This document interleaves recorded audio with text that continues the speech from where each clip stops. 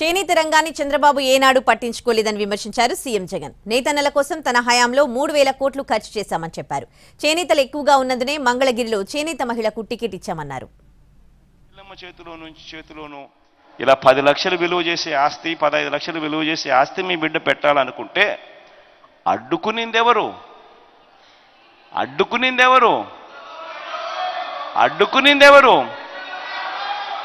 ఇదే చంద్రబాబు నాయుడు, ఇదే లోకేష్ బాబు మీ దగ్గరికి ఇంటికి వచ్చినప్పుడు, మీ దగ్గరికి వచ్చి ఓట్లు అడిగినప్పుడు మీరు అందరూ ఇదే మాట అడగాలి.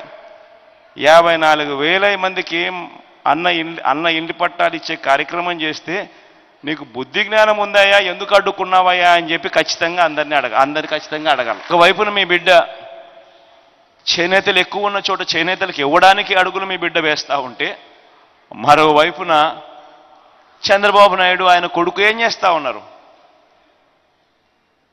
బీసీలు ఎక్కువ ఉన్న ప్రాంతాలలో ఇక్కడ కూడా బీసీలకు ఇవ్వకుండా ఇక్కడ కూడా వచ్చి వాళ్ళే నామినేషన్లు వేసి వేల రూపాయల డబ్బులు ఖర్చు పెట్టి కోట్ల రూపాయల డబ్బులు ఖర్చు పెట్టి ఈ సీటు కూడా అన్యాయంగా మన దగ్గర నుంచి తీసుకునే కార్యక్రమం చేస్తూ ఉన్నారు.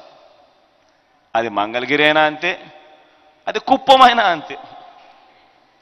కుప్పంలో కూడా బీసీలు ఎక్కువ, కానీ అక్కడ చంద్రబాబు నాయుడే బీసీల సీటు తీసుకొని అక్కడే కోట్ల రూపాయలు ఖర్చు పెట్టి తాను గెలిచే కార్యక్రమమే చేస్తూ ఉన్నాడు. కానీ బీసీలకు అక్కడి నుంచి ఇచ్చిన పరిస్థితులు లేవు.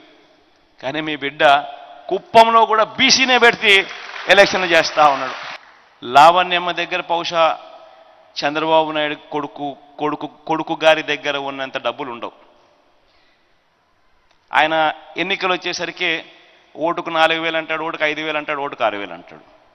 కానీ మీ అందరితో నేను ఒకటే చెప్తా ఉన్నా, డబ్బు ఇస్తే తీసుకోండి, కాదని చెప్పాదని, ఇస్తే తీసుకోండి.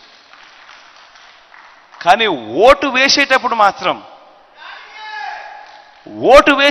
మాత్రం గుర్తుపెట్టుకోండి, ఎవరికి ఓటు వేస్తే మళ్ళీ జూన్ జూలై మాసంలో అమ్మఒడి ఎవరు వేస్తారు అని మాత్రమే ఓటు